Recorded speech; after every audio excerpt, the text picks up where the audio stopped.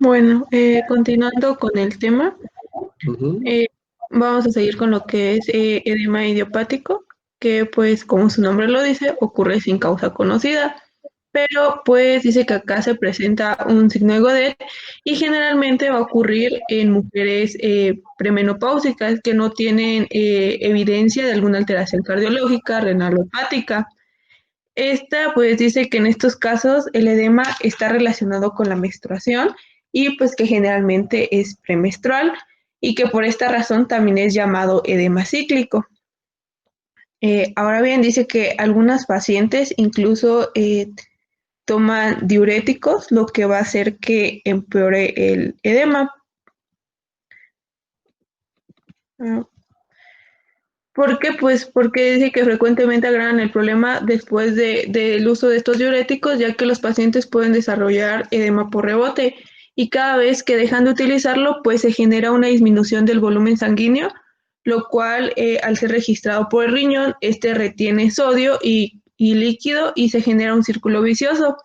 También este tipo de edema puede favorecer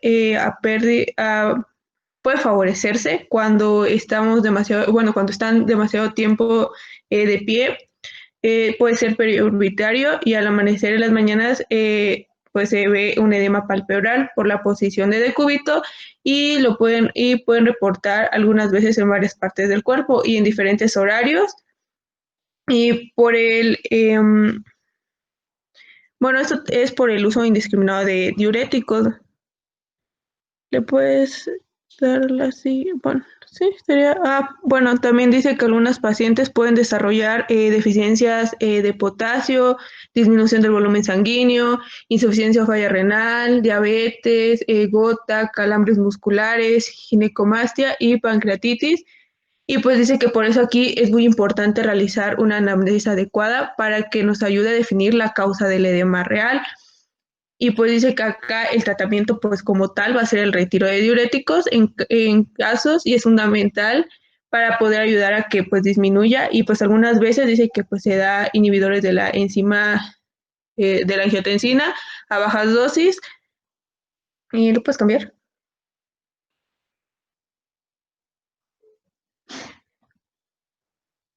Puedes cambiarlo por ti.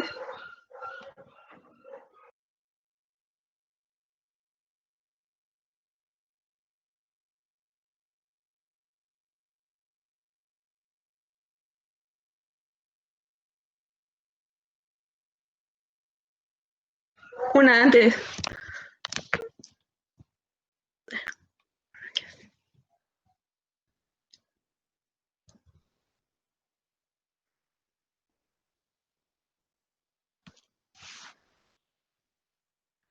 Una antes, por favor.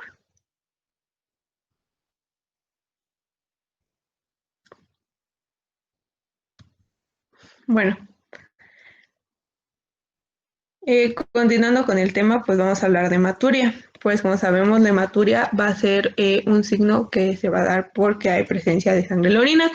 Este signo pues se encuentra en muchas patologías del tracto urinario y dice que es importante hablar de él porque puede ser, porque la causa puede ir desde una causa banal hasta algo realmente importante como es la presencia del cáncer en la vía urinaria. Ahora, se define a hematuria como la presencia de 3 o más eritrocitos por campo, pues con un objetivo de gran aumento a la hora de estar valorándolo y pues del sedimento urinario, pero este tiene que ser en o, o más de 2 o 3 muestras adecuadamente recolectadas y pues para que no haya problemas, primero pues hay que explicarle bien al paciente lo de la recolección de la toma de muestra, que pues adquiere importancia aquí ya que debe ser obtenida en un recipiente estéril de chorro medio y con una técnica séptica para que pues cuando se valore no haya problemas y no demos falsos negativos. La hematuria como tal dice que puede ser valorada con una cámara de conteo de la cuenta sedimentaria o por un examen directo a través de la tira reactiva. ¿Puedes darle a la siguiente?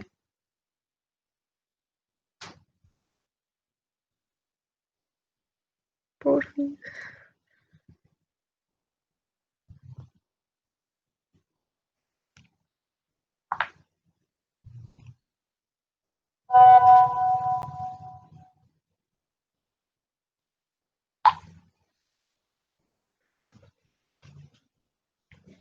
Ya. Bueno.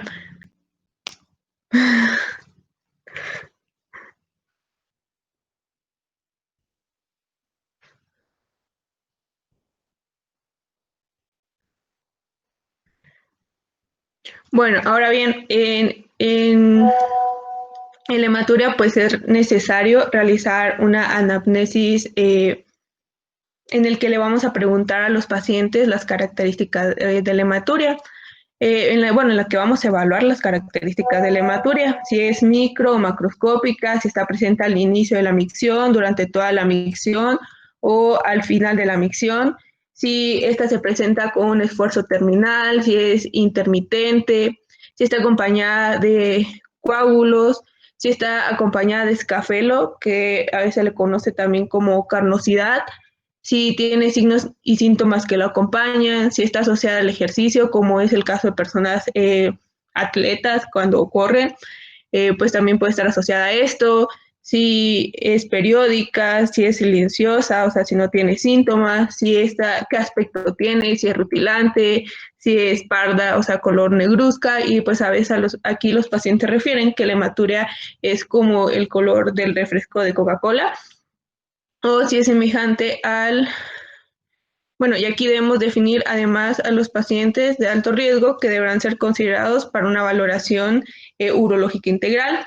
Ahora, también hay factores de riesgo que debemos considerar, por ejemplo, una historia clínica de tabaquismo intenso, una exposición ocupacional o a químicos o colorantes, como el caso de los bencenos y las aminas aromáticas, también si una historia natural de lo que es la hematuria macroscópica, si el paciente tiene mayor a 40 años, si hay una historia de enfermedad urológica, si hay síntomas irritativos, infección del tracto urinario, también si hay abuso de analgésicos o si ha tenido alguna radiación pélvica.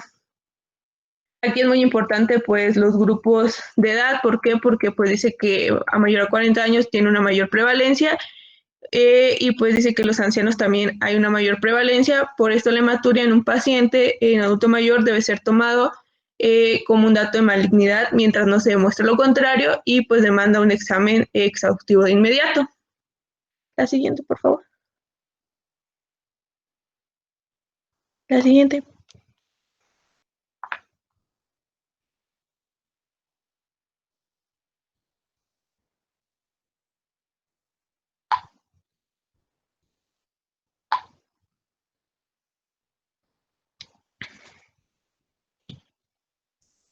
Puedes cambiarlo.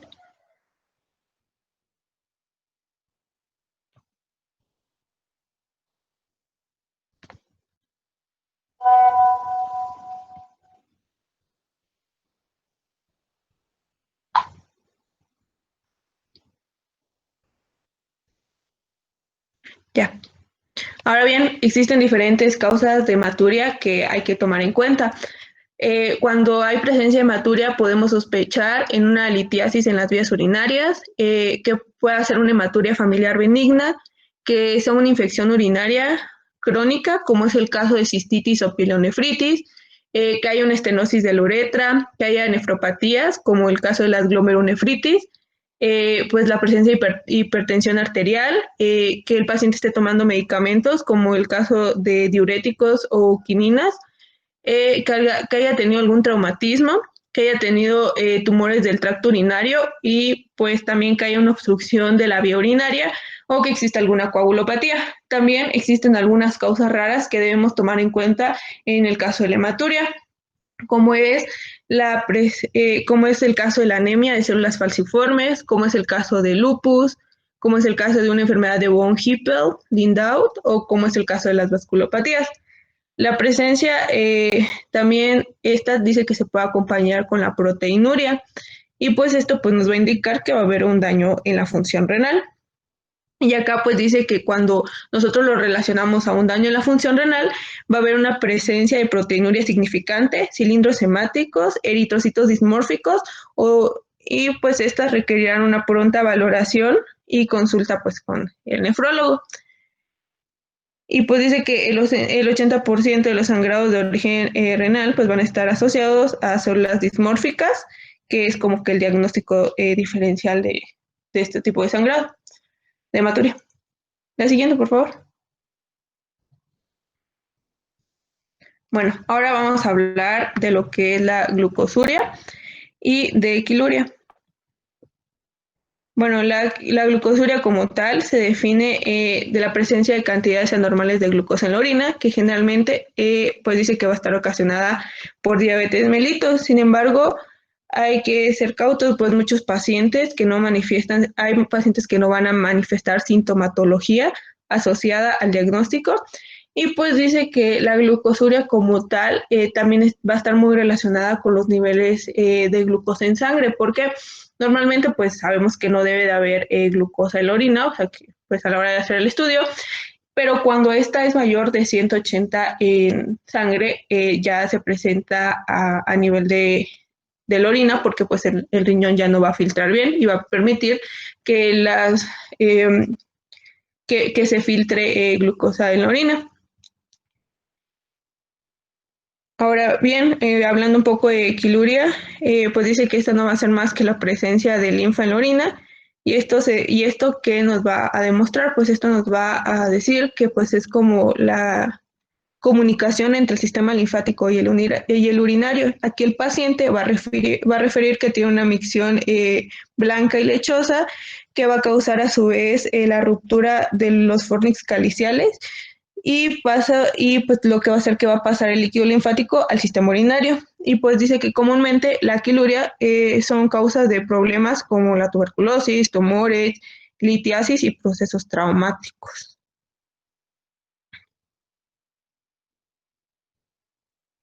Siguiente.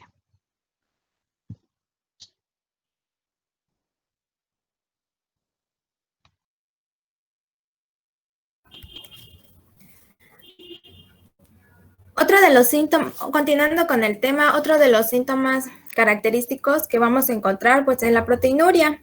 Y pues esta, como su nombre lo indica, pues va a ser la presencia de proteínas en la orina. Y esta por lo regular es la primera evidencia de enfermedad renal. Por lo general se descubre por accidente en un uranálisis. Una proteína significativa vamos a considerar una proteína significativa cuando va a existir valores superiores a los 500 miligramos en 24 horas.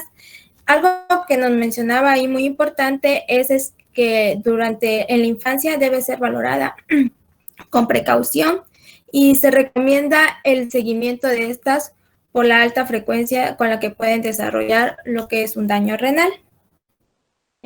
¿Puedes cambiarlo?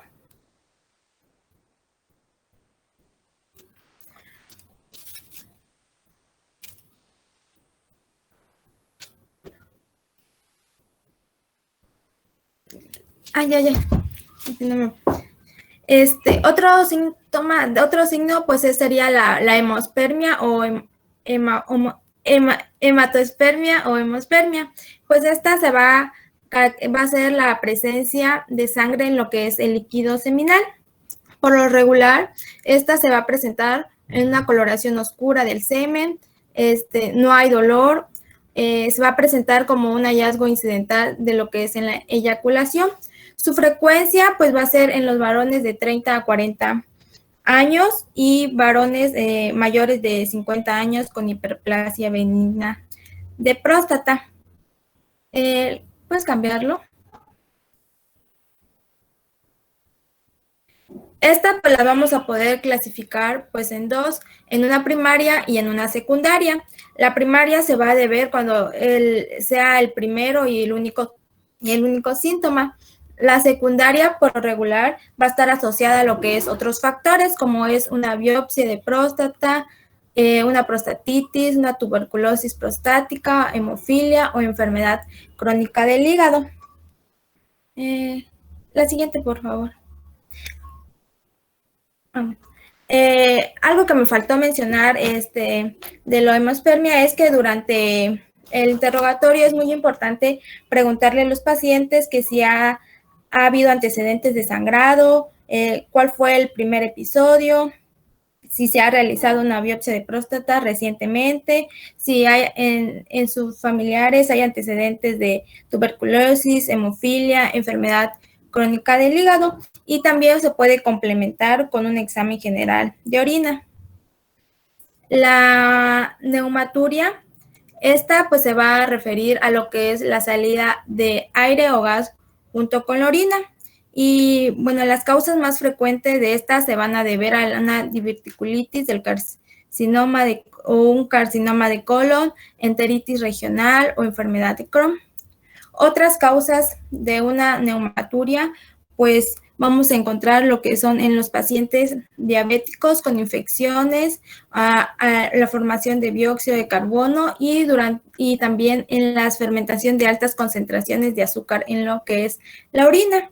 Y pues algo muy característico, en lo que son pacientes que no se han realizado algún procedimiento endoscópico o colocación de sonda recientemente, casi siempre se dará debido a la presencia de una fístula entre lo que es la vía digestiva y la vía urinaria. Puedes cambiarlo.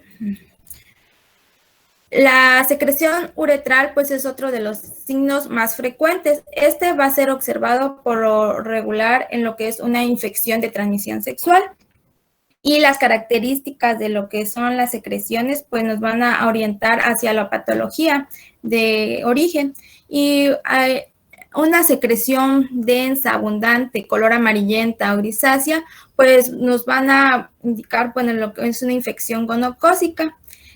Una secreción blanquecina acuosa, pues vamos a sospecharlo de que es una uretritis inespecífica, y la secreción purulenta con sangre, pues igual se debe de sospechar de lo que es un carcinoma de uretra.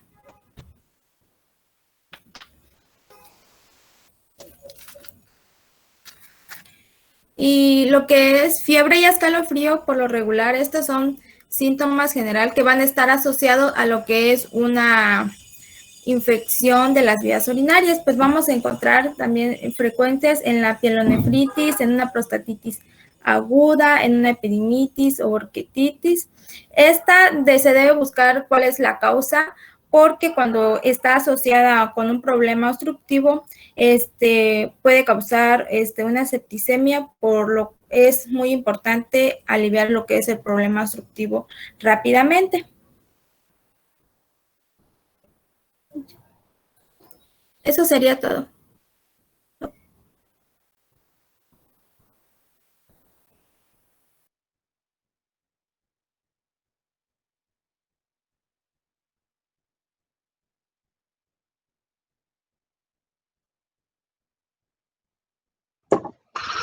Acabamos signos y síntomas.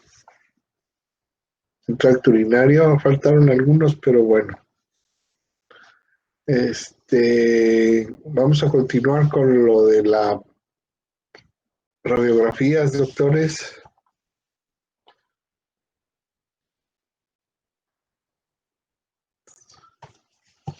¿Tienen preparado el tema o lo dejamos para mañana?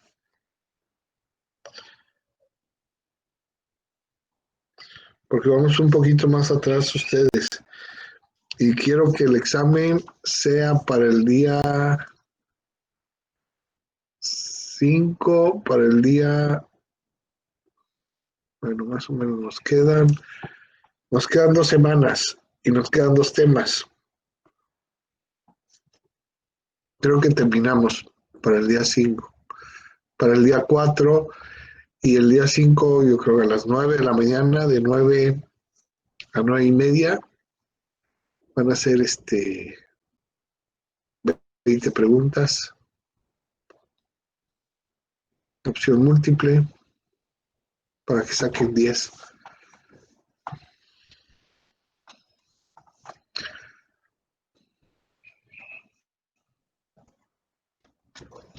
Doctor, ¿puedo proyectar para continuar con el estudio? ¿Perdón? ¿Puedo proyectar para que continuemos con los estudios o mañana? Ah, no, sí, faltó. Yo creí que ya me dijeron que habían acabado. No, Continuamos. no, pero me refiero al otro equipo. Si ya presentamos. ¿Ya? Ah, Y empecemos. Tenemos media hora.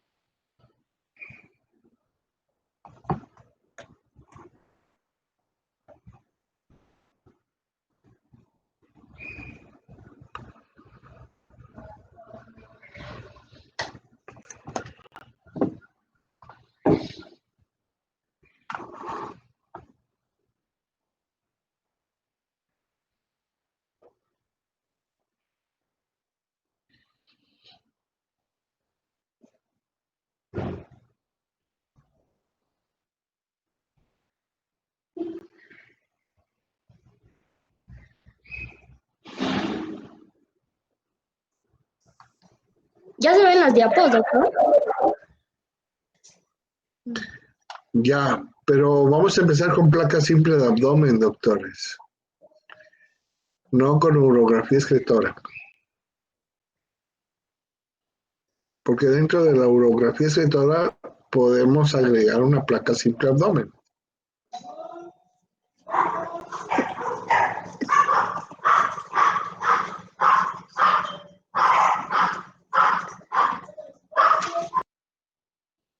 Vamos por orden.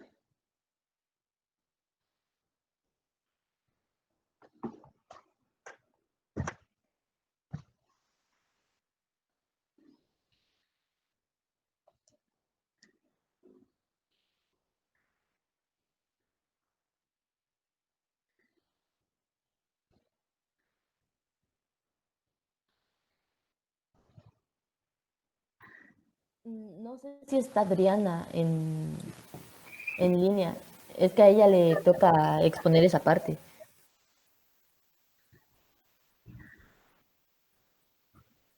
Adriana. Adri, ¿estás ahí?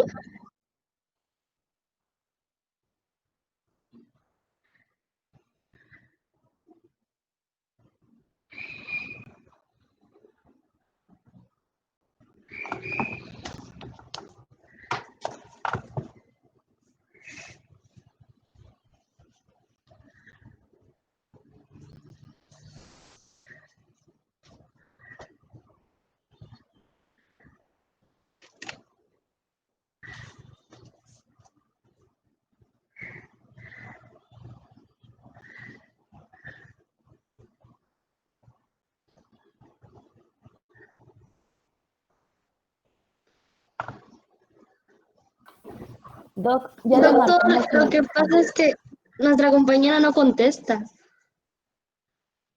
¿Tienen una placa simple abdomen?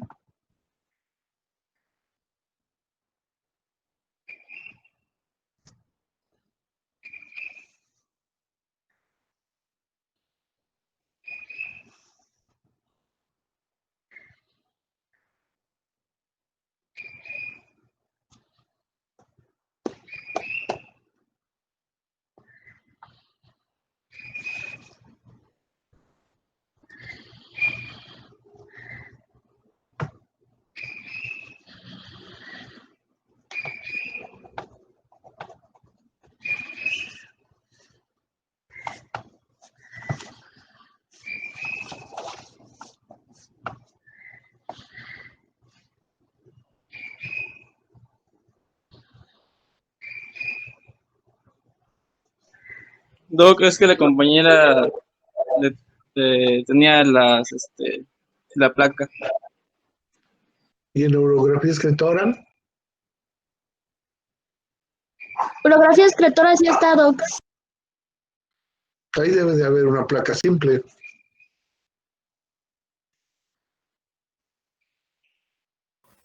Pon tus diapos, Citlal, y el doc lo que quiere es una imagen, una placa, simple.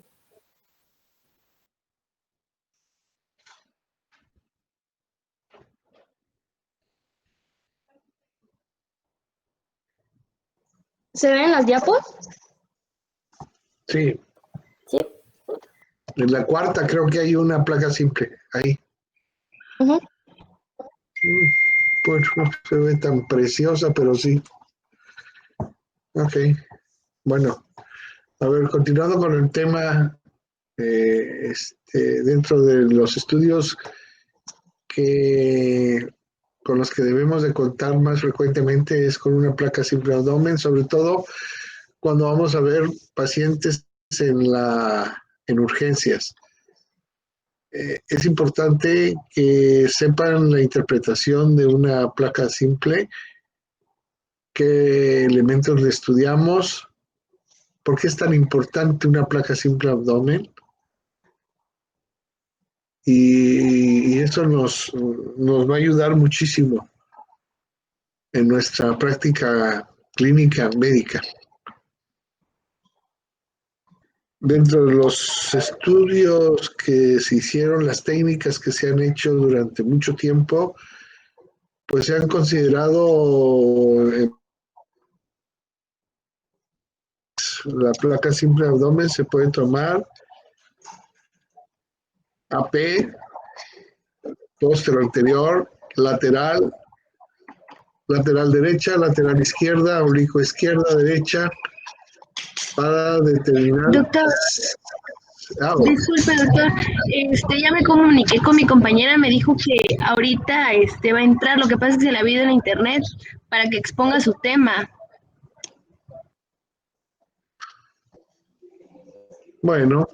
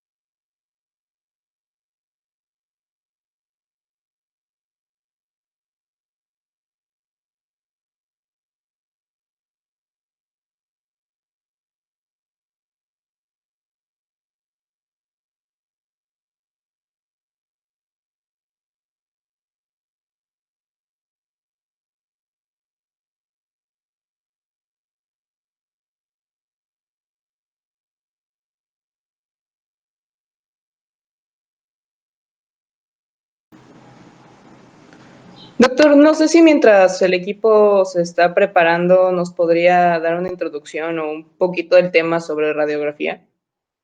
Sí, Doc, por favor.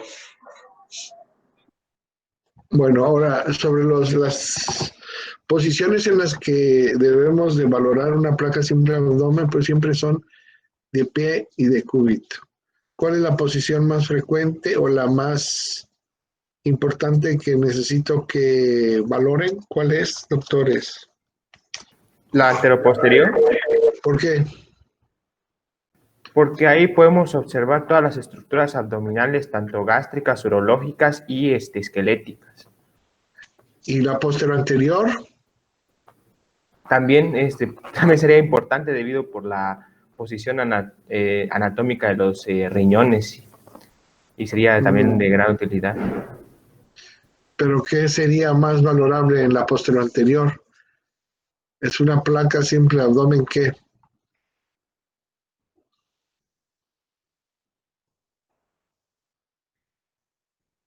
Pues unas de las clases serían los riñones.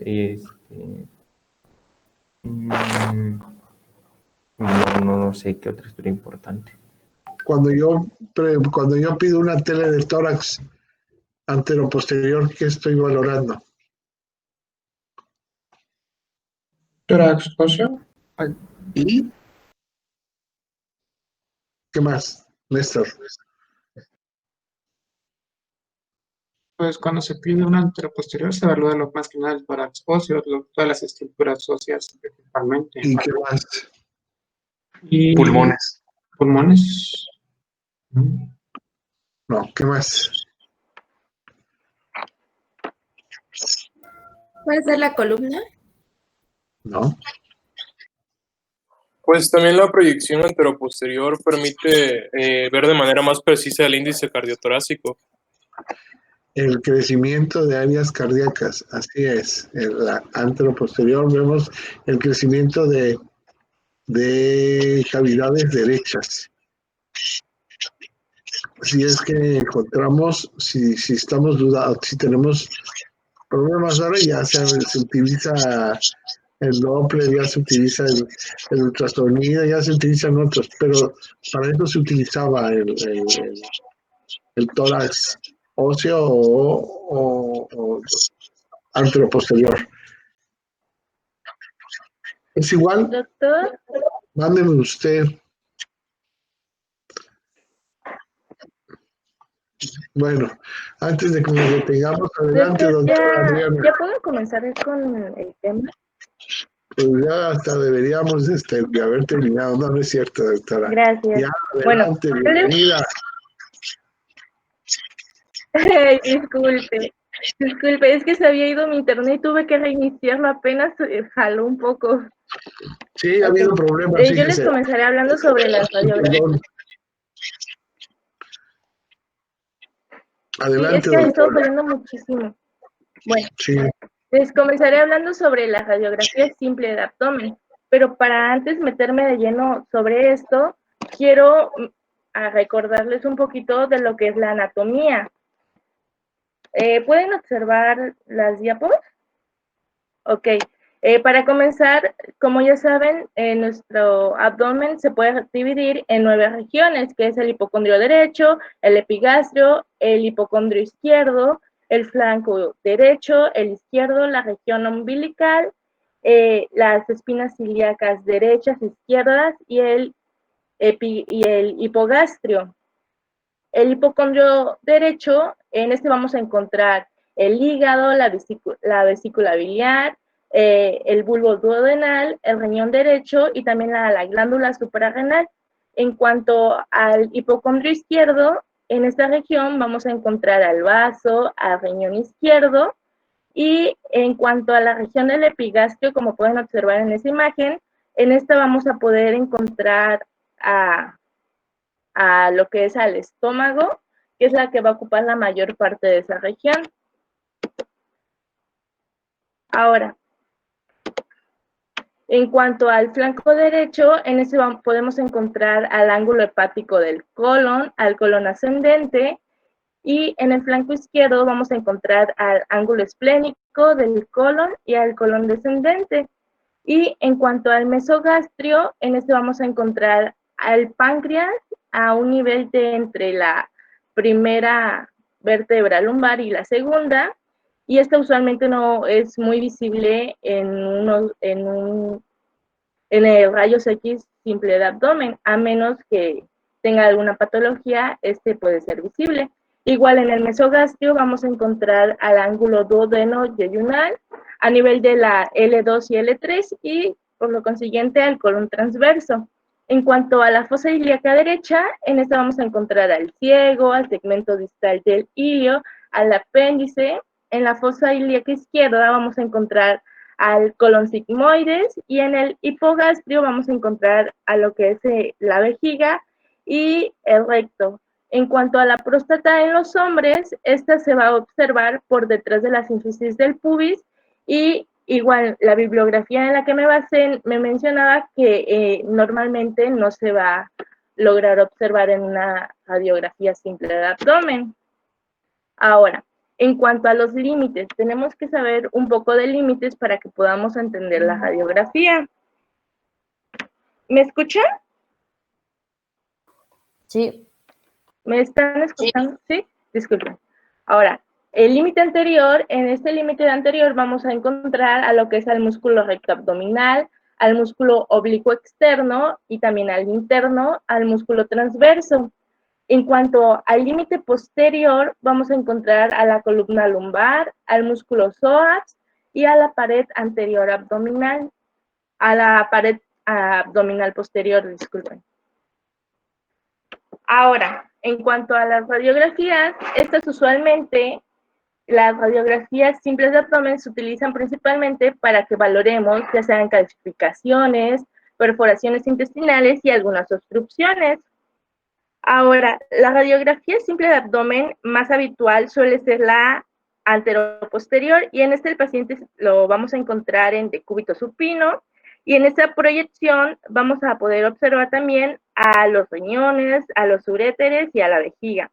También usualmente los pacientes que acuden a urgencias con un cuadro de abdomen agudo se les debe realizar al menos 3 proyecciones, que son las siguientes, es la anteroposterior supina, la anteroposterior o la posteroanterior en bipedestación, o también ya sea como una alternativa, se puede realizar una anteroposterior en decúbito lateral sobre el lado izquierdo, como pueden observar en la primera imagen que les puse ahí.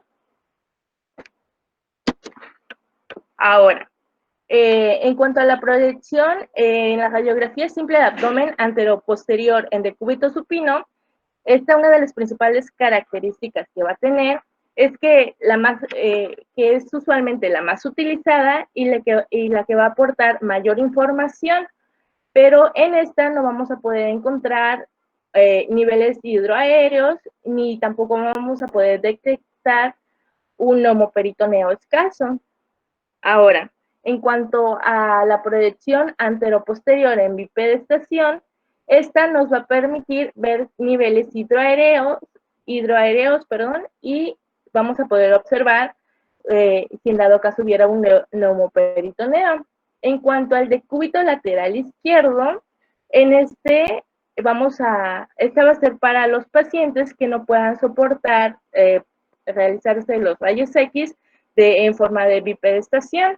Ahora, en cuanto a la posteroanterior de tórax en bipedestación, esta va a ser la mejor para poder diagnosticar un neumoperitoneo leve y esta va a ser importante realizarlas en pacientes que presenten síntomas abdominales debido a que en algunos casos pueden ser de origen torácico.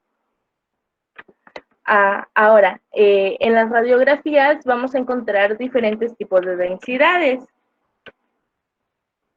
Y las densidades van a depender de acuerdo a la estructura del cuerpo al cual vamos a estar observando. Vamos a encontrar diferentes densidades. Las principales o las que se consideran básicas en las radiografías son el aire, el agua y los tejidos blandos. En las bibliografías nos mencionaban que la densidad del agua y de tejidos blandos suelen ser muy similares y usualmente se suelen confundir.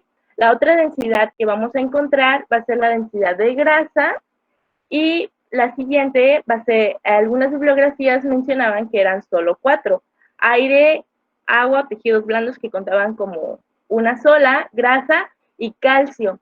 Y el metal, el calcio va a tener una densidad blanca y el metal va a tener una densidad blanca, pero va a ser un blanco brillante, es un tono de blanco que se va a poder distinguir a simple vista. Ahora, para comenzar, cuando se dice que un cuerpo es radiopaco o radiodenso, es cuando este va a tener una densidad radiológica elevada y por lo tanto se va a poder observar de color blanco en la radiografía. Y cuando un cuerpo es radiolucente o radiotransparente, también es conocido así, este es porque tiene va a tener una baja densidad radiológica y por lo tanto se va a poder observar un color negro en la radiografía. Entonces, ¿qué componentes tiene, perdón, doctora Beatriz, qué componentes tiene la placa simple de abdomen?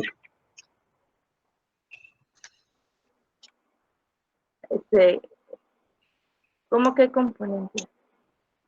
¿De qué componentes consta la placa simple de abdomen? ¿De pie o de cúbito? Y si son normales los niveles. ¿Se refiere a cómo podemos observar si está bien la radiografía que tenemos? ¿Con qué elementos tenemos que basarnos para estudiar una placa simple de abdomen? Las bibliografías nos mencionaban que tenemos que basarnos en un orden, que primero tenía que ser tenemos que observar los huesos. De hecho, aquí lo menciono, que el orden de estudio que va a tener nuestra placa de abdomen, en primer lugar tenemos que empezar a observar esta en orden descendente. ¿Con qué vamos a empezar primero? Primero vamos a empezar con los huesos.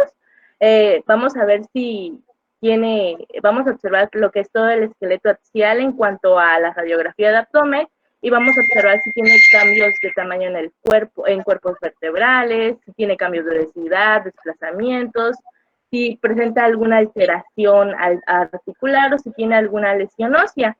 Después, como pueden observar la tablita que ahí les puse, el segundo orden, lo segundo que tenemos que ver después de los huesos es el contorno de los tejidos. Después sigue las calcificaciones y cuerpos extraños. El cuarto lugar son los líquidos libres que podemos encontrar. Y por último, tenemos que estudiar lo que son los gases abdominales. Nos hacía mucha énfasis la bibliografía en cuanto a que tenemos que seguir el mismo orden que se siguen los rayos X de tórax para que podamos llegar a un buen diagnóstico. En cuanto a los contornos de tejidos blandos, nos mencionaba que, como ya les había dicho, el agua y los tejidos blandos tienen densidades muy similares, pero ¿cómo vamos a distinguir esto? Hay un signo que se llama el signo de silueta. Este es cuando se pierden los contornos entre ambos órganos porque tienen densidades similares, pero como cada órgano tiene una capa de grasa y la grasa sí se va a poder distinguir como otra densidad, nosotros nos vamos a guiar de eso. Esa diferencia va a ser que el órgano sea agua, grasa, agua, y esto es lo que nos va a permitir identificar los contornos anatómicos. De hecho, entonces usted puede determinar lo que es los intestinos por medio de esa densidad. Sí, de hecho, me regresa la imagen en la que dice en donde está la flechita en la radiografía. Si pueden observar en la número 1, como les mencionaba, la densidad de calcio, esta es la densidad del calcio del fémur. ¿Cómo se llama radiológicamente, doctora? Radiopaco. No. ¿Es normal o es patológico el radiopaco? Va a ser dependiendo de la estructura. Por eso. El radiopaco es normal. El radiolucente ¿Cómo nosotros nombramos las estructuras de la placa simple abdomen?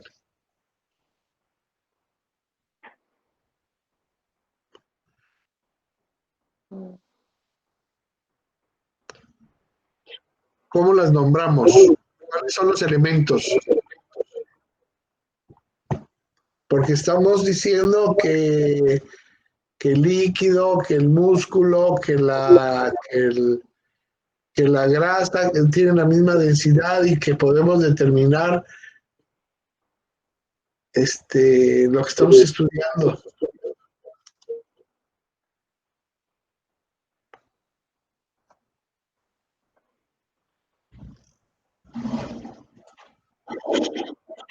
¿Cómo se le dice, doctora, en la placa simple abdomen?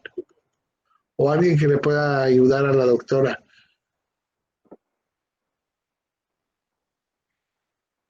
Porque pueden haber calcificaciones, pueden haber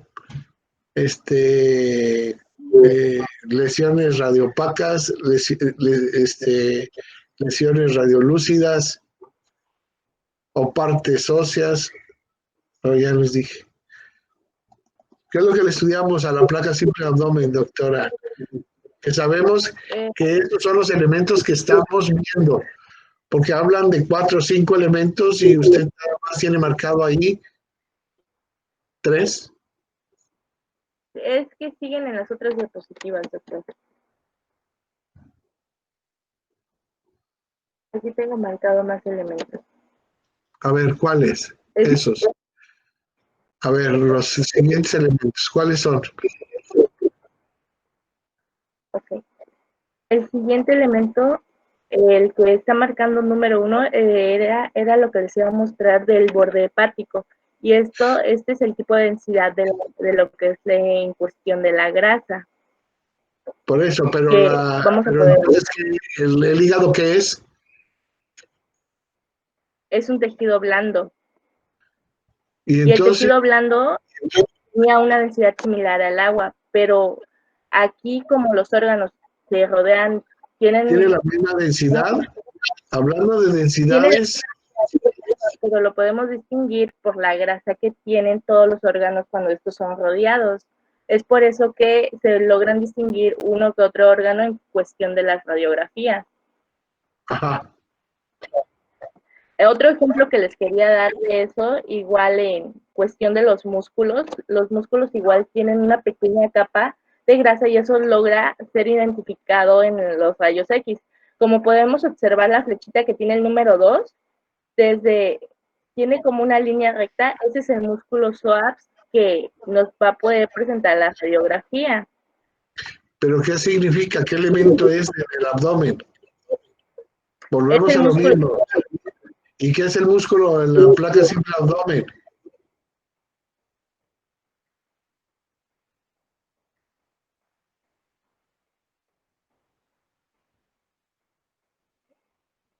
Igual que el tejido celular subcutáneo. Igual que las vísceras intraabdominales. ¿Sería la parte blanda? Son partes blandas. Entonces, estudiamos en la radiografía, partes blandas, ¿qué más? Los huesos. ¿Cómo se le dice? Calcificaciones. ¿Cómo se le dice? Los huesos tienen calcio, no calcificaciones. Solo que si tuvieran alguna patología o que tuvieran un trazo de fractura. Entonces se vería una cicatriz y dentro de la cicatriz se vería una línea calcificada.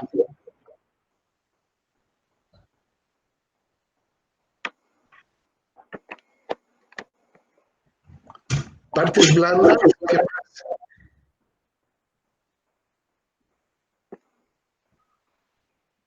El líquido libre que podemos encontrar. ¿Se ve el líquido libre? ¿Qué significaría si estuviera el líquido libre? ¿Qué nos daría? Se podría decir que el líquido libre lo podemos encontrar patológicamente. Es patológico. ¿Cómo lo encontramos el líquido libre? Lo más común serían los pulmones. ¿Se ve en una placa de estima de abdomen los pulmones? No.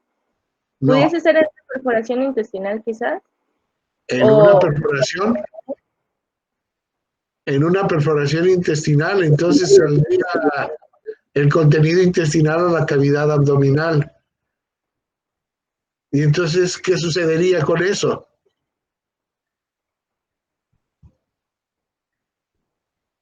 ¿Qué sucede cuando hay una perforación? Vamos a encontrar líquido libre. Sí, vamos a encontrar líquido libre y algún edema entre los tejidos, quizás. ¿Qué vamos a encontrar entonces? Vamos a encontrar un asa centinela o niveles hidroaéreos por la inflamación de las asas intestinales y del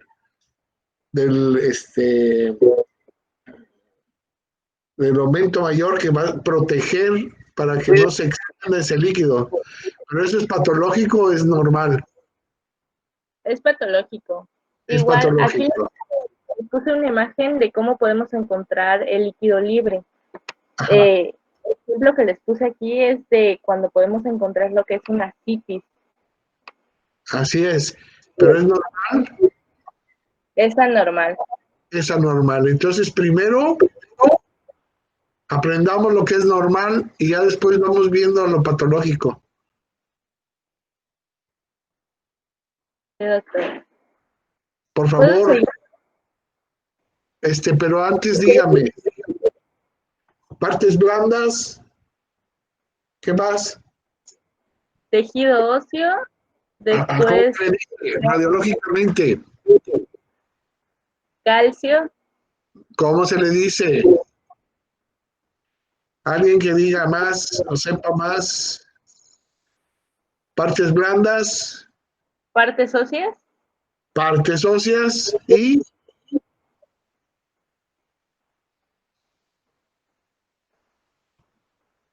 líquido libre y gases. el líquido libre. ¿Dónde habría el único nivel hidroaéreo que pudiese existir normalmente? Okay. En una placa simple de abdomen. ¿Y por qué?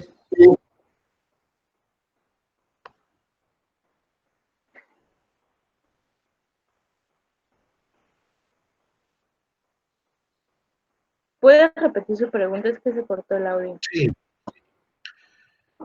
¿Dónde puede existir un nivel hidroaéreo normal en la cavidad abdominal? ¿Cuál es el sitio y por qué? ¿Pudiese ser en el intestino grueso? En ese hay niveles hidroaéreos.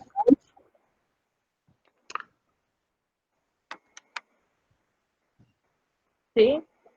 No, no hay niveles hidroaéreos en el colon, doctora. En la radiografía que tiene usted en la exposición que tiene el colon niveles hidroaéreos. ¿Qué es lo que ve ahí?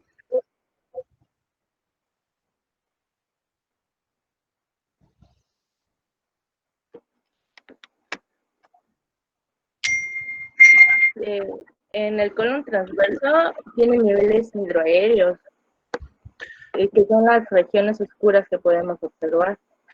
Pero ahí, ¿qué nos está dando? ¿Qué nos indica, doctora?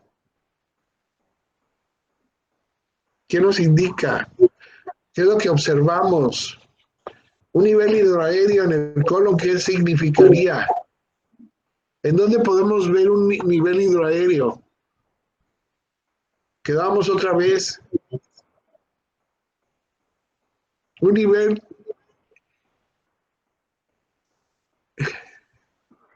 ¿Puede ser en el estómago también? En el estómago, ¿por qué, doctora? ¿Por el ácido? ¿Y? Por el ácido cítrico que tenemos y los procesos químicos que ahí se realizan. ¿Eso qué significa? ¿Se ve el líquido?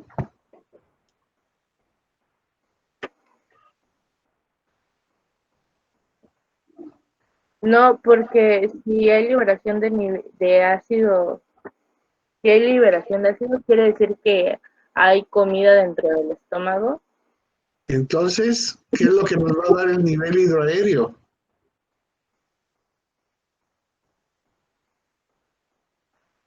¿Sería la comida con el ácido cítrico? ¿No? En la región. ¿Ácido cítrico? No.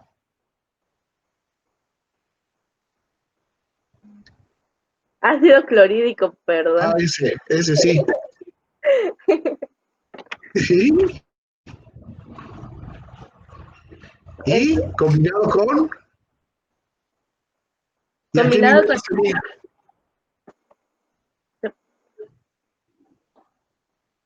¿A qué nivel se ve, doctora?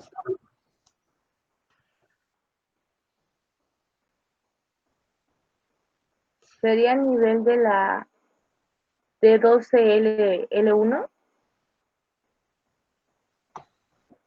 Pues ahí está, ese nivel pasa en el estómago, parte del estómago. Pero ¿dónde está el nivel hidroaéreo?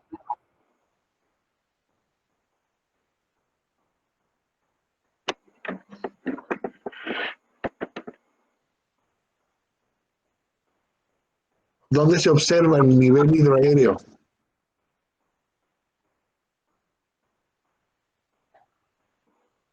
Seguimos hablando del estómago, ¿verdad? Del estómago. Yo no me he cambiado. Usted ahí me dijo que nos fuéramos y para ahí estamos. No he modificado la pregunta. Porque ¿Puede yo, ser el cuerpo del estómago? dígame usted, Pudiese ser los niveles hidroaéreos, los pudiésemos encontrar en el cuerpo del estómago. en el cuerpo del estómago, ¿segura? ¿Sí? ¿Qué le De pasa hecho, cuando... acabo de recordar cuando estaba estudiando para las radiografías, nos decía que dependía igual de la posición en donde tomábamos los rayos X, ya sea ¿En si el dónde se paciente ve? estaba en decúbito ¿En o qué si estaba posición se ve? ¿En qué ahí se posición ve se mi ve? La placa que tiene en usted, decúbito, la que está exponiendo ahorita, ¿en qué posición está? decúbito supino, ¿Por qué? porque se logran ver bien los contornos del colon y No. y en hiperestación no se lograría observar de esa forma. ¿Estás de acuerdo con la doctora?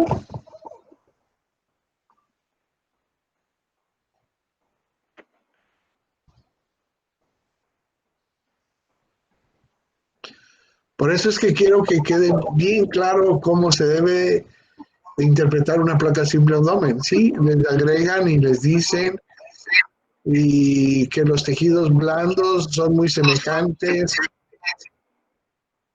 en la placa simple abdomen y que no se puede valorar el líquido en algunas, por eso es que es diferente. A ver, el líquido no lo vemos hasta que se combina con... Hasta que se combina con ¿Con el el qué? ácido clorhídrico. No. El ácido clorhídrico, ¿qué es? Líquido. Uh-huh. ¿Y qué es lo que no se ve dentro de... ¿Qué es lo que no se ve?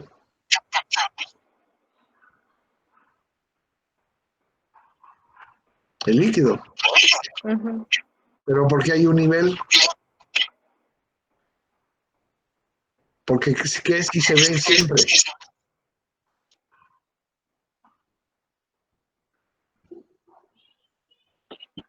¿Sería por el bolo alimenticio? El bolo alimenticio, repito, se convierte en líquido. Ujú. ¿Lo vamos a ver? No, No. ¿El líquido que pasa al duodeno se ve? no se ve. ¿El líquido que pasa al yeyuno se ve? No, ¿El líquido que pasa al ilio se ve? tampoco se ve. Bueno, ¿dónde se ve el nivel hidroaéreo y dónde se ven las austras? ¿Y por qué?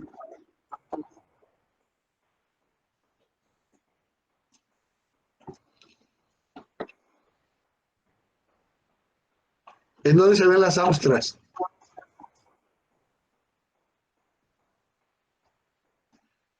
¿Serían en los colon, en el colon? En el el intestino colon, en el intestino grueso. ¿Por qué?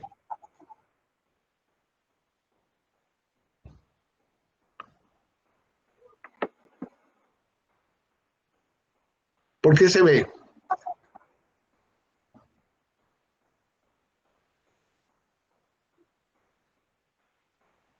Se podría decir que porque hasta ese punto el bolo alimenticio ya está como dilata un poco más el colon transverso.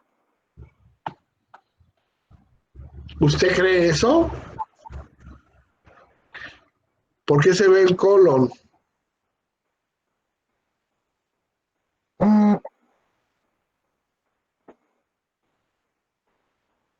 Doctor, ¿puede ser ¿Vale? porque en el colon se absorbe la mayoría del líquido? ¿O tendría que ver? Es parte, pero no tiene nada que ver eso. No, porque el líquido no se ve. ¿Pero qué sí se ve, doctores?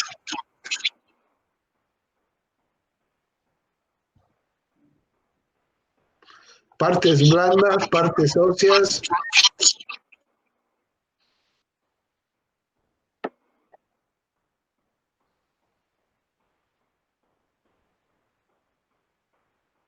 ¿Y?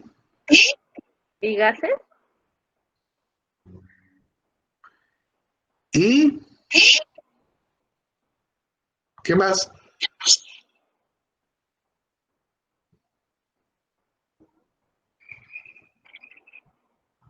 Gases, ¿por qué, doctora? ¿Dónde se ve el gas? ¿Sería también en las grasas? Es normal que tengamos enfisema subcutáneo.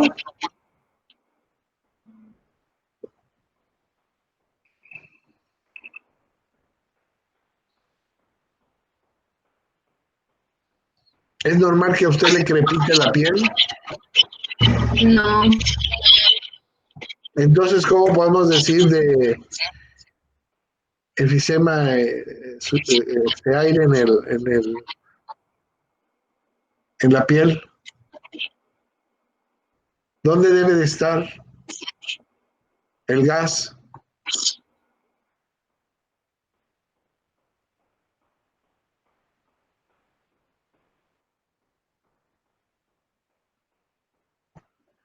¿En dónde, doctores? ¿Y por qué? Y entonces sí, ya sabemos los elementos. Partes blandas, todo lo que tiene que ver con partes blandas. Partes óseas, todo lo que tiene que ver con los huesos. Y gas y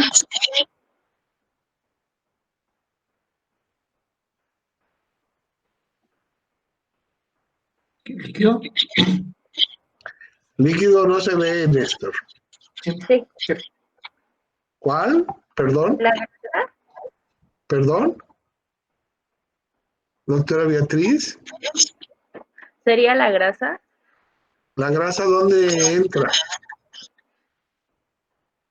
La grasa se encontraría rodeando todos los órganos.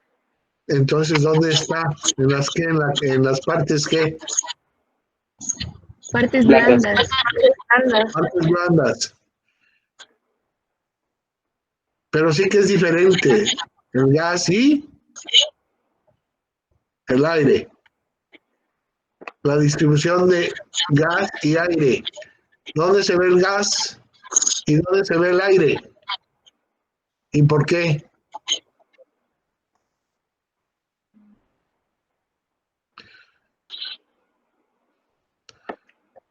Mañana seguimos con su exposición, doctora. Está muy bien, pero vamos a ir viendo lo que yo le estoy diciendo, todos los elementos que debemos de clasificar y de valorar en términos generales. Si usted me dice, ¿es osteoporosis? ¿Tiene usted densitometría en sus dedos, en sus ojos, en una placa simple abdomen se ve?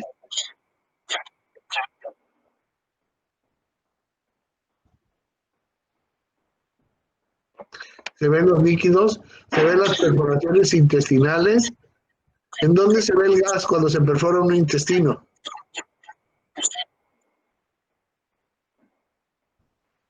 ¿Hacia dónde se va?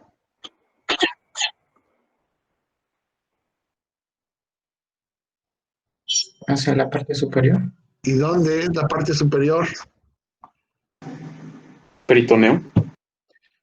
No, ¿hacia dónde se va? ¿A la parte superior de qué? Del abdomen. ¿Y dónde es eso? ¿Y lo vemos en una placa simple de abdomen? Hipocondrio y epigastrio. Hipocondrio. ¿Y dónde se ve? ¿En qué placa se ve?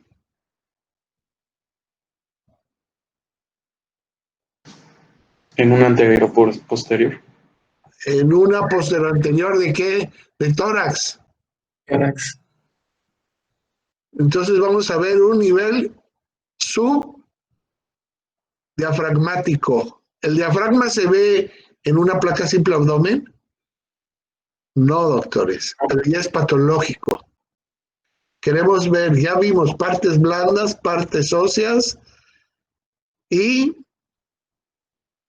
distribución de gas y aire. ¿Dónde están? ¿Por qué? ¿Por qué es diferente?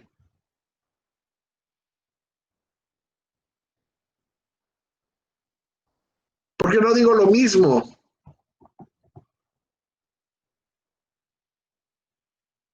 ¿Por qué no digo como dijo usted, doctora Beatriz, aire? ¿Por la zona? ¿Qué tiene que ver la zona? Porque aire sería más que nada en los pulmones, en la zona. ¿Se ve en la placa simple abdomen el aire? ¿No? Digo, ¿se ven los pulmones, perdón, en una placa simple abdomen? No. ¿Pero por qué tenemos aire en la placa simple abdomen?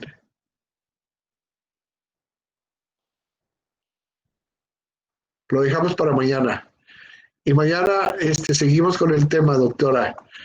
Está bien su exposición, pero quiero dejar puntos muy precisos para que la gente, para que todos ustedes no se pierdan.